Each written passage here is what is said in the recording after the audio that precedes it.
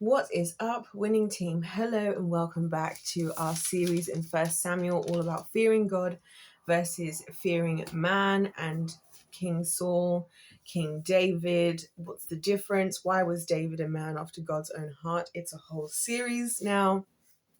We've been reading a few chapters. So if you are interested in seeing where we began, please check out the whole playlist in the description box below. But today we're just delving in now more into the story of David and Goliath. And like I said, guys, I feel like it's one of those stories that people know about, but like we're going to go on an actual deeper level than just, the kind of children's church level. I feel like most people know the story as. And that's also why I want to read it myself, because sometimes we like, oh, I've heard that story, and we don't necessarily read them, but it's good to actually read them. So anyway, in the previous part, basically what had happened is I had just been talking about how at this point, by the way, we're going to be in 1 Samuel 17, David had been hired by Saul as his armor bearer because Saul was being tormented by a demon after the Spirit of the Lord left him. And every time David would play the lyre, then this demon would stop tormenting Saul. But at the same time, he was also still looking after his sheep. So that's what I was saying to you guys previously, is one of the interesting things. I'm not going to get into that. Now I'm going to get into what happened. So we finished on in 1 Samuel 17:16. For 40 days, the Philistine came forward and took his hand morning and evening. And this is Goliath. And Jesse said to his son, take for your brothers, to David his son, take for your brothers an ephah of parched grain and 10 loaves, and carry them quickly to the camp to your brothers, and take these 10 cheeses to the commander of their 1,000.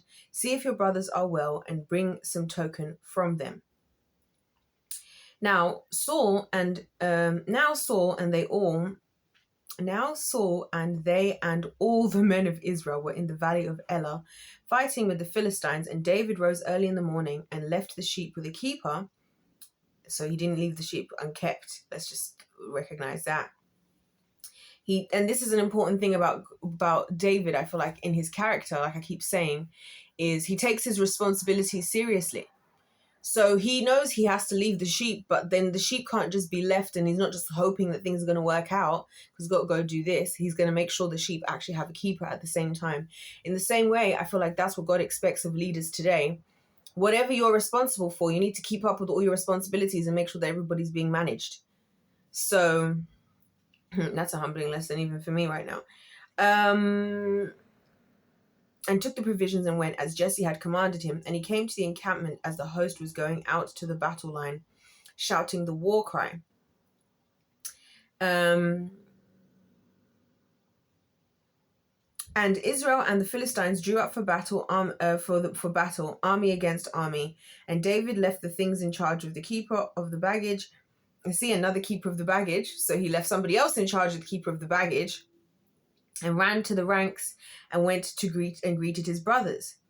As he talked with them, behold, the champion Philistine of Gath, Goliath by name, came up out of the ranks of the Philistines and spoke the same words as before, and David heard him. So what I also think is fascinating about this, right? I'm going to try my very best to get through this whole David thing before I leave to you know where, because I just feel like there's so much juiciness to say. But anyway, one thing here about David that I find fascinating, and just how God works, is who knows if all this delay, if part of the reason why how this God planned for this to happen and for David to get into position, because let's remember that I've already spoiled that Saul is not going to be very happy about this, and Saul is gonna react very badly towards this. Remember, even Samuel was scared to even go to Jesse because he was like, Saul knows that you're looking for another king, and if he knows I'm going to go and find the king, he's going to kill me. And so the Lord had to do something else. So again, I'm just wondering if part of the reason God let this whole back and forth with the Philistines and the Israel, and this kind of like them waiting on each other for 40 days so that they could maybe deplete their rations, which would mean that David would have to then take food for his brothers. Maybe this was on purpose, you know what I mean, to give David a reason to have to be there. Again, without it being anything that would seem unusual, let's say, to Saul. I just think God is a genius and he knows us more than we know ourselves. I love this. And David heard him. 24. So this is 1 Samuel 17, verse 24. All the men of Israel, when they saw the man, fled from him and were much afraid. And the men of Israel said, have you seen this man who has come up? Surely he has come up to defy Israel, and the king will enrich the man who kills him with great riches and will give him his daughter and make his father's house free in Israel. And David, and also this is just crazy that you just get given daughters. Like, it actually sucks to be a woman.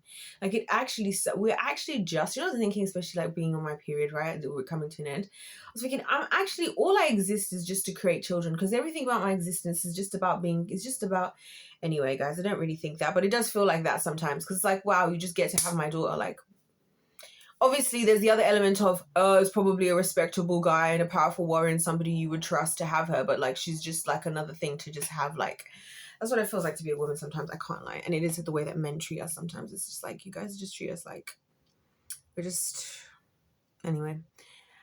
I did not need to be reminded about that thought right now, honestly. It's so sad, actually, being a woman sometimes, like, genuinely. Verse 26, and David said to the men who stood by him, what shall be done for the man who kills this Philistine and takes away the reproach from Israel? For who is this uncircumcised Philistine that he should defy the armies? Oh, now I remember, now I get it. Because I always knew that there was a bit of a conflict with something to do with something David said. Okay, it was David did. Let's read this again. 1 Samuel 17:26. And David said to the men who stood by him, what shall be done for the man who kills this Philistine and takes away the reproach for Israel? For who is this uncircumcised Philistine that he should defy the armies of the living God? Hello. Who is Goliath really, though? Like, this is what I'm saying. Like, when you have the real faith of the Lord and you have real trust in the Lord, which clearly Saul doesn't have, who, like, because remember, it was Saul's own son, Jonathan, who, when his father was again hiding from the enemies, so-called king, pathetic, like, faithless, weak king, like a lot of them today, or people in this, men in positions of leadership, took freaking Jonathan having to sneak out for him to go and defeat the enemy. Because he said, the Lord my God, like, the Lord I know doesn't matter what my enemies look like. Same thing here with the Philistines. David's like, the heck you lot been doing for 40 days worrying? Is he anything in comparison to the living God?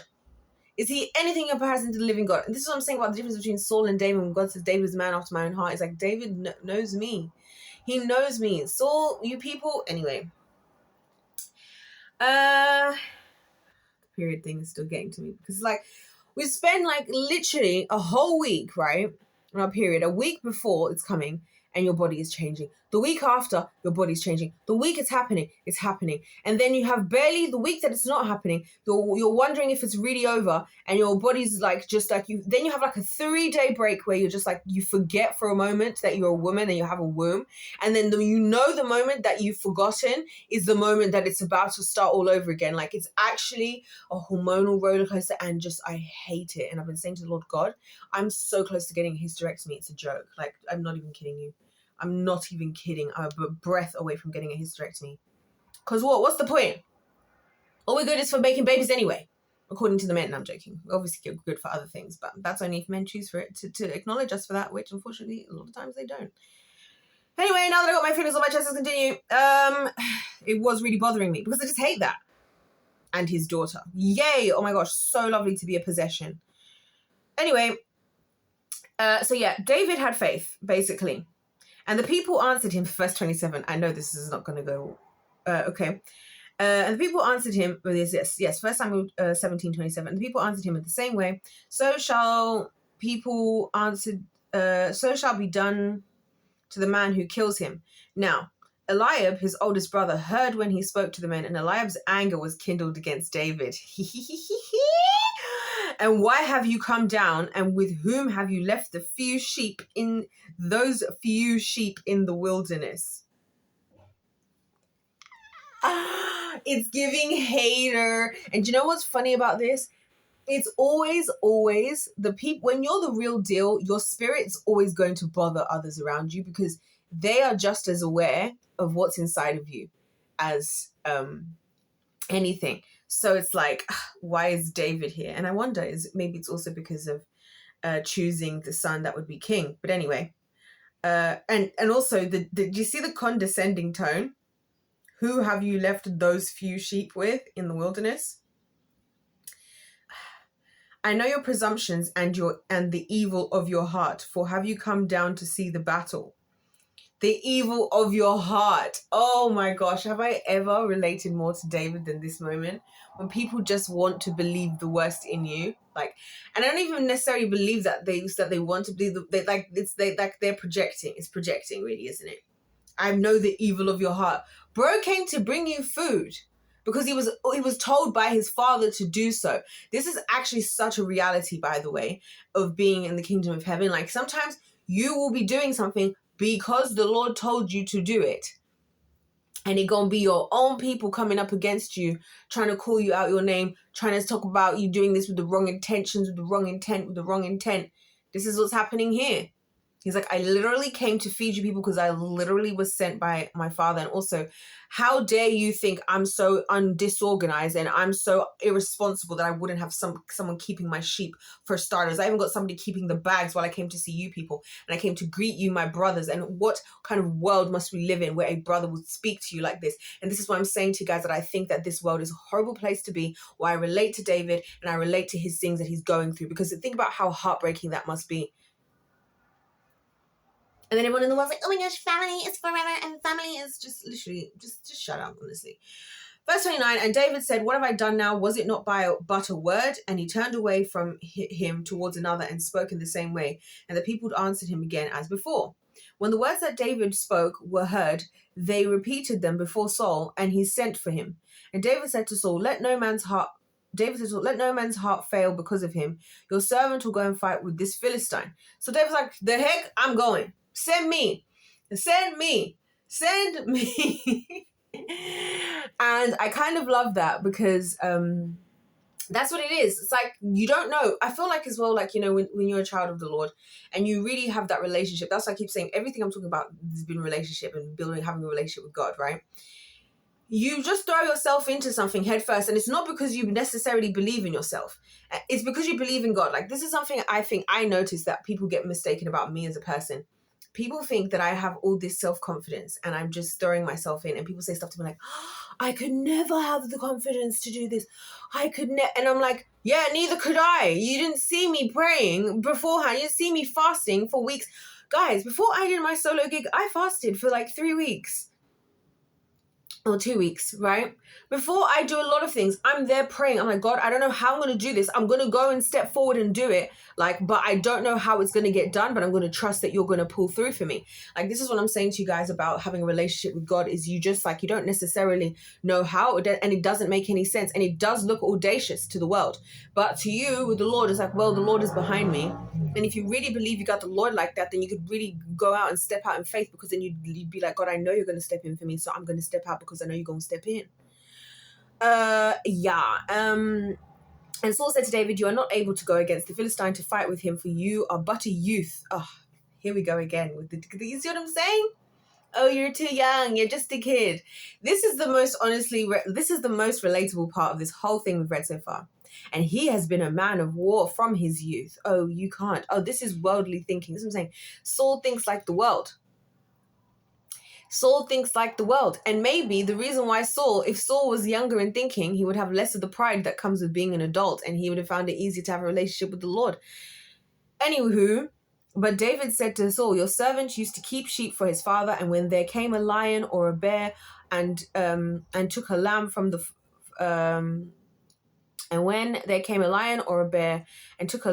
flock, I went after him and struck him and delivered it out of his mouth. And if he arose against me, I caught him by his beard and struck him down and killed him. Your servant has struck down both lions and bears, and this uncircumcised Philistine shall be like one of them. Come on, David. This is what I'm saying. Where is this in the men of today? Where are the people that have, like, do you know what I'm saying? Where are the leaders? We've got all these leaders, all these pulpits in the body of Christ, all these men of God and men of this, and I'm specifically calling out men in this aspect, right? Yeah, where are you? He said, who's this Philistine? Because you know what it is as well? But people respond. That's why I'm saying this stuff is so important when it comes to leadership. People respond. A lot of times you don't have to, like, the whole congregation doesn't have to have the faith. The whole group doesn't have to have the faith. The whole team doesn't have to have the faith. Just one person has to have the faith on behalf of everybody. And if that person has enough faith, that faith is going to cover for everyone. This is what I said, like, about Moses.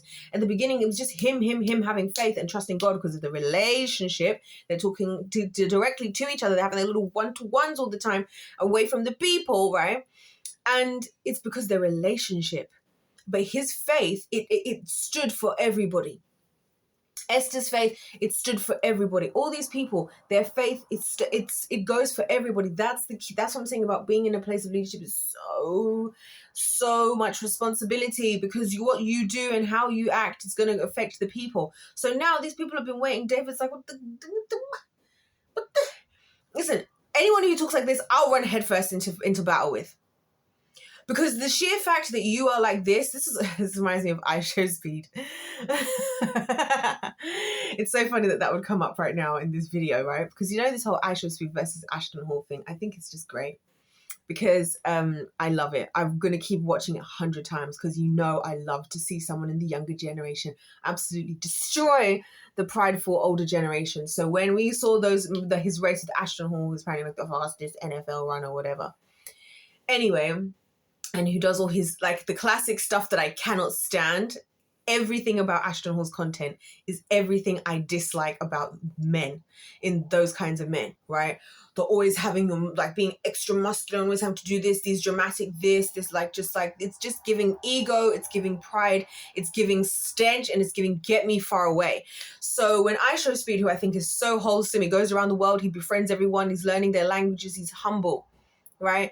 And whatever, but he's really talented. Again, other men who people look at I Show Speed and think, why would he choose to go out and, like, do this stupid young person doing streaming when he could be a professional athlete? Why would he want to be a professional athlete? So he has to get in and hop into the cockfight with the rest of you. The heck? No, I'd rather do what he's doing. If I was him, I'd do what he's doing. He still gets to do his sport on his own time. He gets to have fun. He gets to do things on his own game. He doesn't have to prove himself to some big gatekeepers in the freaking athletics. You know how it all goes. You're like, oh, you have to run this, and then you have to be scouted and spotted, and then you have to be sponsored, and it's just all annoying.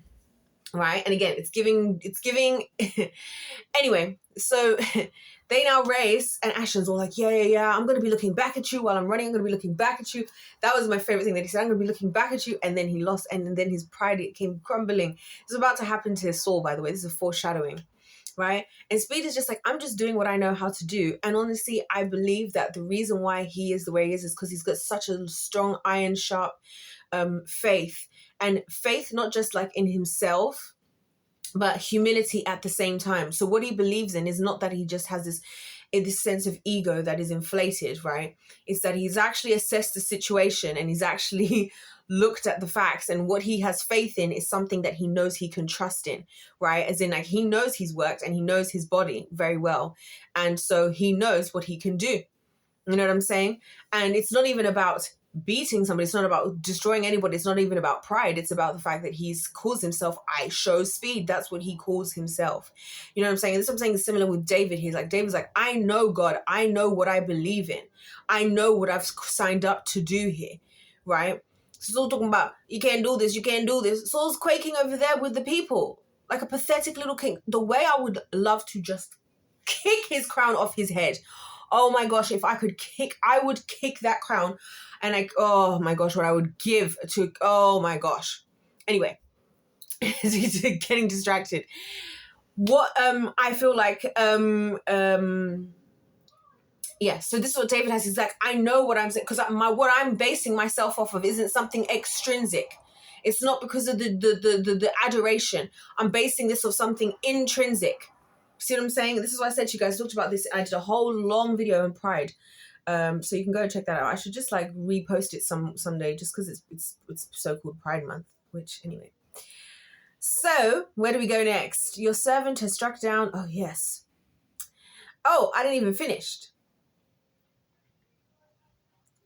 He says, verse 37, and David said, the Lord who delivered me from the paw of the lion and from the paw of the bear will deliver me from the hand of this Philistine.